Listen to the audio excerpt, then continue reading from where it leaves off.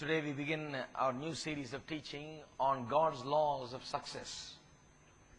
தேவனுடைய வெற்றியின் பிரமாணங்களை குறித்து இன்றைக்கு புதிய தொடர் போதனை நாம் ஆரம்பிக்க இருக்கிறோம். We've been teaching on the subject of righteousness for quite a long time. வெகு நாட்களாக நீதி குறித்து நாம் போதித்து வந்தோம். By the way, in the mornings we began our teaching on this new topic also, the topic of prayer. ஞாயிறு காலையில இப்பொழுது ஜெபம் என்னும் புதிய தொடர் போதனை நாம் ஆரம்பித்திருக்கிறோம். Talking about why we must pray. ஏன் நாம் ஜெபிக்க வேண்டும் என்பதை குறித்து நாம் பார்த்து வருகிறோம். And for the next few weeks we'll talk about that, and then we'll cover various areas of prayer. அடுத்த சில வாரங்களுக்கு அதை நாம் தொடர்ந்து பார்ப்போம். அதன் பிறகு ஜெபத்தை குறித்து பல்வேறு விஷயங்களை நாம் கவனிக்க போகிறோம். I think it will really help us to come to an understanding of what prayer is and lead a life of prayer. ஜெபம் என்றால் என்ன என்பதை நாம் புரிந்து கொள்ள ஒரு நல்ல ஜெப வாழ்க்கை நாம் வாழ அது நமக்கு உதவும். And it will lead us into a life of victory. அது மட்டும் இல்ல, வெற்றியின் வாழ்க்கைக்குள்ளாக அது நம்மை கொண்டு போகும். The Bible does not talk about a life of prayer where you just pray and get nothing out of it. வாழ்க்கையில ஜெபம் பண்ணி ஒன்றுமே கிடைக்காமல் போகிற ஒரு ஜெப வாழ்க்கை குறித்து வேதம் பேசவில்லை. Don't look at some people who pray and never get anything and think that's what a religious life is all about. சில ஆட்கள் இருக்காங்க, ஜெபம் பண்ணி ஒன்றுமே சாதிக்க மாட்டார்கள். அப்படிப்பட்ட ஆட்களை பார்த்து ஜெப வாழ்க்கைன்னா இப்படிதான் இருக்கும்னு நினைக்க வேண்டாம். Their only thing is they are ஜெப வீரர்கள், they are prayer heroes. அவங்களுக்கு இருக்கிற ஒரே இது அவர்கள் ஜெப வீரர்கள் என்ற ஒரு காரியம் தான். The fact that they have prayed for so many hours, you know, ஒரு நாளைக்கு இத்தனை மணி நேரம் நான் ஜெபிக்கிறேன்னு they சொல்லி belong in the Guinness Book of Records. Guinness Book of ரெக்கார்ட்ஸ்ல பேர் வரும்னு நினைக்கிறாங்க. But what have you achieved by your prayer? ஆனால் உங்க ஜெபத்தினால என்ன சாதித்தீர்கள்? Almost nothing, they will tell you. ஏறக்குறைய ஒண்ணுமே சாதித்திருக்க 40 மாட்டார்கள். years ago they started praying and still they are like in the wilderness 40 years. 40 வருஷத்துக்கு முன்னாடி ஜெபம் பண்ண ஆரம்பிச்சிருப்பாங்க. வனாந்தரத்துல சுத்தினது போல இன்னும் அங்கேயே சுத்திட்டு இருக்காங்க. Still operating in unbelief. இன்னும் அவிசுவாசத்தான் செயல்பட்டு கொண்டிருக்கிறார்கள். Just like the people of Israel. இஸ்ரவேல் மக்களை போலவே இருக்கிறார்கள்.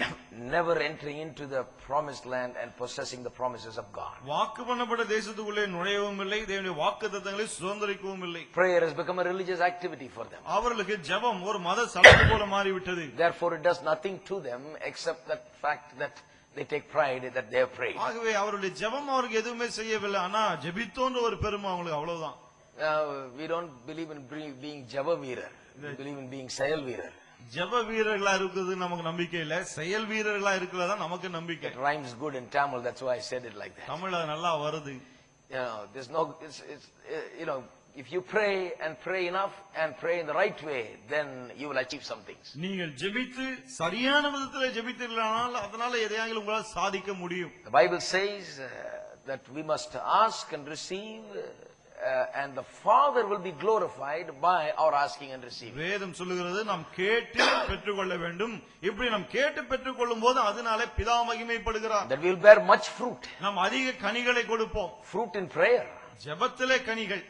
Fruit as a result of prayer. ஜெபத்தின் விளைவாக கனிகள். So when we pray and receive fruit as a result of prayer and something happens in our lives, the Father is glorified. ஆகவே நாம் ஜெபித்து அந்த விளைவாக கனிகள் உண்டாகும்போது, ஜெபத்தின் விளைவாக நம்முடைய வாழ்க்கையில ஏதாவது காரியங்கள் சம்பவிக்கும் போது பிதா அதனாலே மகிமைப்படுகிறார். Well, I don't want to forget that tonight we are talking about success.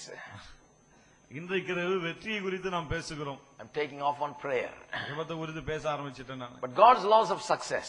வெற்றிக்கான தேவனுடைய வழிமுறைகள். Turn with me to Joshua chapter 1 verse 8. I'm going to start with the most famous verse on success. வெற்றி குறித்த மிகவும் பிரபலமான வசனத்திலிருந்து தான் ஆரம்பிக்க போகிறேன். ஆகவே யோசுவா 1:8க்கு நாம் திருப்பிக் கொள்வோம். Joshua 1:8. Joshua 1:8. This book of the law shall not depart from your mouth, but you shall meditate in it day and night, that you may observe to do according to all that is written in it.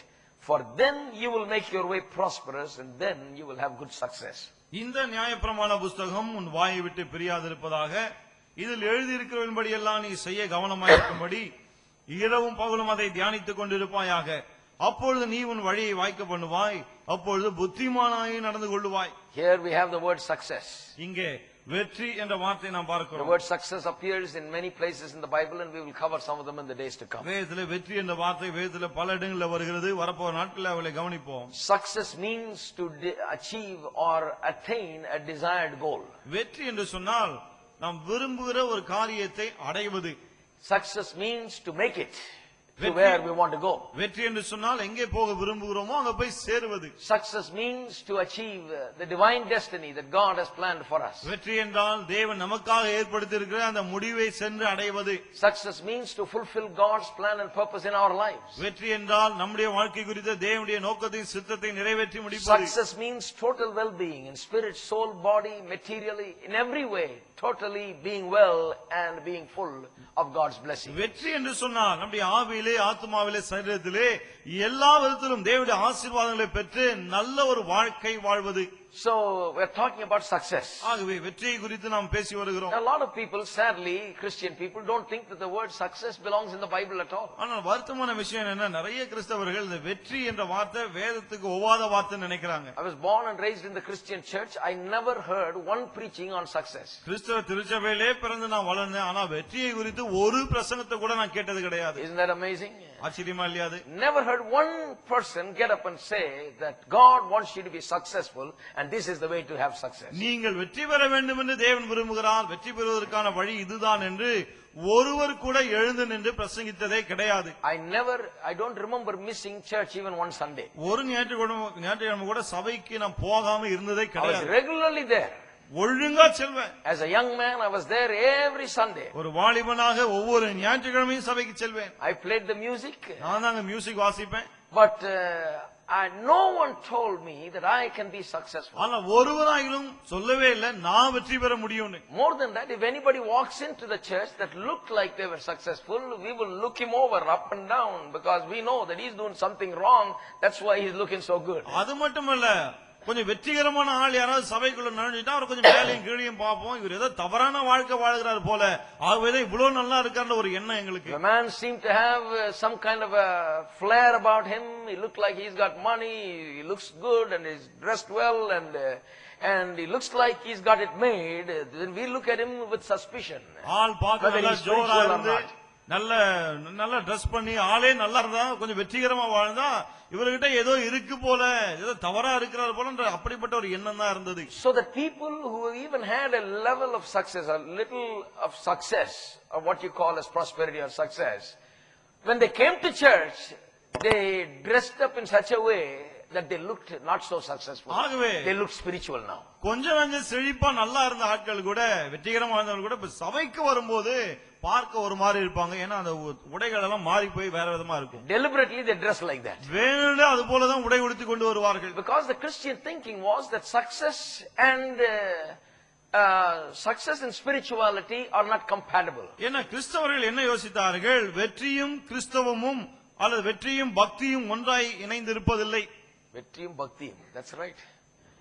They don't think that it can't go together. They don't think it can go together. ரெண்டும் ஒண்ணா இருக்க முடியாதுன்னு நினைப்பு அவங்களுக்கு. They think if you are successful, then you cannot be spiritual. If you are spiritual, then you cannot be what you call as successful. என்ன நினைத்தார்கள், வெற்றிகரமா இருந்தால் பக்தியா இருக்க முடியாது, பக்தி உள்ளவனா இருந்தா வெற்றிகரமான ஆளாக இருக்க முடியாது. That is why we preached about everything in those days, but never preached about success.